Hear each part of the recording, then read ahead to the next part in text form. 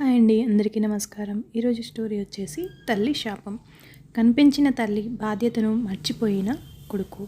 ఇక స్టోరీలోకి వెళ్తే, రాత్రి 11 గంటలకు ఇంటికి వస్తానని చెప్పినా ఇంకా తిరిగి రాకపోవడంతో రమాదేవి చాలా కంగారుగా ఉంది. భర్త నరేంద్ర సొంత లారీ నడుపుతాడు. నరేంద్ర రోజు మద్యం తాగుతాడు.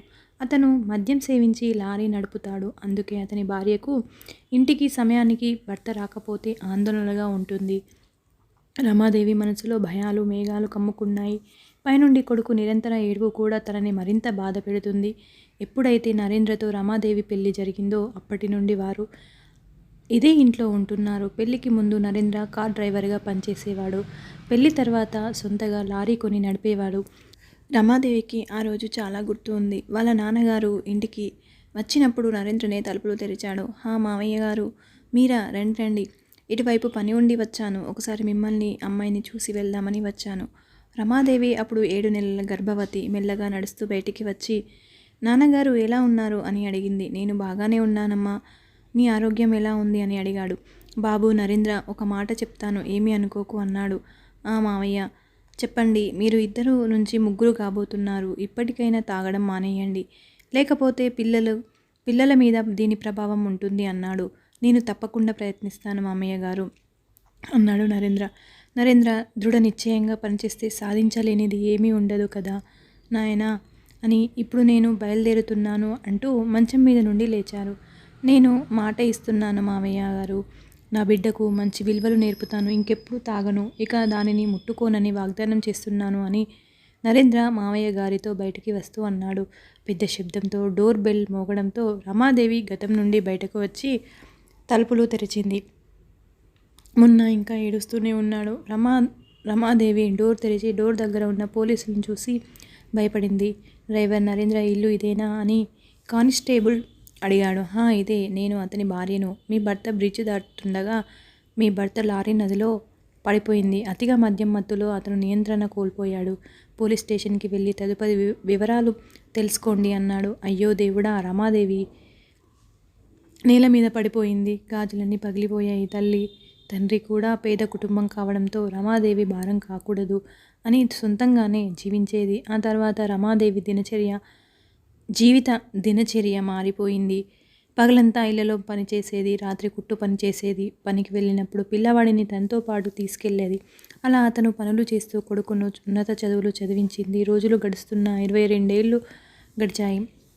కొడుకు మున్న ఇంజనీరింగ్ మోహన్ అయ్యాడు. మోహన్ ఇంజనీరింగ్ చదువు పూర్తి చేసి పట్టా లభించింది అనే విషయం విని రమాదేవి ఉత్కంఠతో నిండిపోయింది. ఇంజనీరింగ్ పట్టా తీసుకుని ఇంటికి వస్తాడు. రమాదేవి పూజ ప్లేట్ రెడీ చేసి పట్టుకుంది. ఆమె కళ్ళు పదే పదే డోర్ వైపు వెళ్తున్నాయి. ఎవరి కోసమో ఎదురు చూస్తుంటే టైం కూడా కొండంతలా అవుతుంది. రమాదేవికి అశాంతి ఎక్కువ అవుతుంది. అప్పుడే హఠాత్తుగా సైకిల్ వచ్చి డోర్ ముందు ఆగింది. మరియు పోస్ట్ మ్యాన్ అందులో నుంచి దిగాడు. కవర్ చేతిలోకి తీసుకుని రమాదేవి వైపు నడుస్తూ మీ ఉత్తరం అని తన చేతిలో పెట్టి వెళ్ళిపోయాడు. రమాదేవి ఉత్తరం వైపు చూస్తూ అది తెరిచి చదవడం ప్రారంభించింది. అందులో ఇలా రాసి ఉంది. అమ్మకు నమస్కరించి, నాకు రావడానికి వీలు అవ్వలేదు. నన్ను క్షమించండి. ఇక్కడ ఒక పెద్ద కంపెనీలో నాకు ఉద్యోగం వచ్చింది. ఉండడానికి ఒక ఫ్లాట్, ఒక కారు కూడా ఇచ్చారు.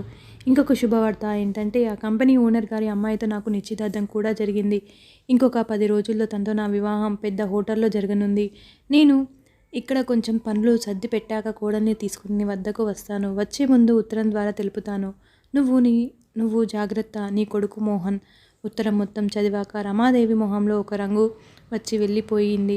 పెద్దగా నవ్వడం మొదలుపెట్టింది.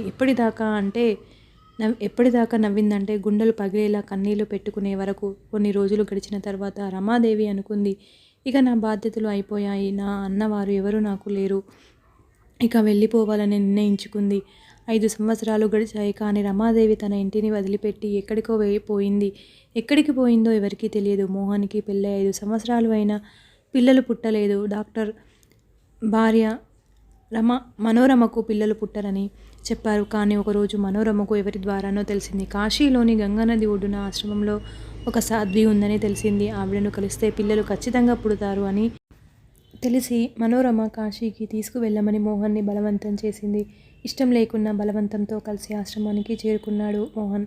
సాధ్వి తన ప్రత్యేక పూజ జ్ఞానంలో ఉందని తెలుసుకున్నారు. మనోరమ వేచి ఉందామని చెప్పింది. కానీ మోహన్ సమయం వృధా అని భావించి నేరుగా మనోరమతో సాధ్వి ప్రత్యేక పూజ గదికి వెళ్ళాడు. సాధ్వి వెనుకకు తిరిగి కూర్చొని జ్ఞానంలో నిమగ్నమైంది. మోహన్ అక్కడే ఉన్న కార్పెట్పై కూర్చున్నాడు. మనోరమ తన మోకాళ్ళ మీద కూర్చొని కొంగు చాపుతూ, అమ్మ సాధ్వి, నాకు పెళ్ళై 5 సంవత్సరాలైన సంతానం కలగలేదు. నేను నీ ఆశీర్వాదం కోసం వచ్చాను. చాలా ఆశతో వచ్చాను. నన్ను కనికరించండి అని కోరింది. ఏం చేస్తావు తల్లి సంతానంతో? ఈ సంతానం మీద ఎక్కువ మమకారాలు పెట్టుకోవద్దు. మోహన్కు మొదట విన్న గొంతులా అనిపించింది. ఆశ్చర్యంగా చూశాడు. కానీ కాసేపటి దాకా మామూలుగానే కూర్చున్నాడు. అలా అనకండి అమ్మ. చాలా ఆశతో నీ వద్దకు వచ్చాను. అమ్మనయ్యే ఆశీర్వాదం ఇవ్వండి అన్నది. నీ భర్త చేసిన పాపానికి ప్రాయశ్చిత్తం కూడా ఇచ్చుకోవాలి కదా. నీకు సంతానం కలగదు అని చెప్తూనే సాధ్వి మనోరమ వైపు తిరిగింది. ఆమె ఎదుట కూర్చుంది. మోహన్ ఆవిడను చూడగానే అన్నాడు, అమ్మా నువ్వా? అమ్మానా ఏమంటున్నా మోహన్? నీకు ఎవరూ లేరన్నావు కదా, అనాథ అన్నావు కదా, మీ అమ్మ నాన్న యాక్సిడెంట్లో చనిపోయారు అన్నావు కదా. మోహన్ తల వంచుకొని నిలబడ్డాడు. రమాదేవి అన్నది, నా ముఖం చూశాక నన్ను గుర్తుపట్టావు. నువ్వు కాశీకి వచ్చినప్పుడే తెలుసు నువ్వు ఇక్కడకు వస్తావని. నేను నీకు 3 నెలల వయసు నుంచే ఒక్కదాన్ని పెంచాను. తండ్రి లేడని నువ్వు బాధపడకూడదు అని అన్ని బాధ్యతలు నెరవేర్చాను. కానీ నువ్వు నీ బాధ్యత మర్చిపోయావు. ఒక తల్లిని బాధ పెట్టావు. నీ భార్య అని చెప్పుకోవడానికి సిగ్గుగా ఉంది అని మనోరమ కోపంతో, మోహన్ ఇక మా సత్సంగ సమయం అయిపోయింది. మీరు ఇద్దరు వెళ్ళవచ్చు అని రమాదేవి లేచి నిలబడింది. అమ్మ, నన్ను ఈ శాపం నుంచి విముక్తురాలని చేసి వెళ్ళు అని మనోరమ రమాదేవి కాళ్ళ మీద పడి ప్రాధేయపడింది. నా నోటి నుండి ఈ మాట ఎందుకు మరియు ఎలా వచ్చిందో నాకే తెలియదు. కానీ ఇదే ప్రకృతి సంకల్పం. అయితే నువ్వు ధైర్యంగా ఉండు. ప్రకృతి దయ కోసం ఎదురు చూడండి అని చెప్పి వెళ్ళిపోయింది. మనోరమ మరియు మోహన్ కన్నీళ్లతో తిరిగి ప్రయాణమయ్యారు. కోట్ల విలువైన సంపద ఉంది. కానీ నీ తలపై నీ తల్లిదండ్రి చేయి లేకపోతే అప్పుడు ప్రపంచంలో నిన్ను మించిన దరిద్రుడు లేడు. Thank you for watching. ఈ స్టోరీ మీకు నచ్చినట్లయితే లైక్ చేయండి, షేర్ చేయండి, కామెంట్ సెక్షన్లో కామెంట్ చేయండి.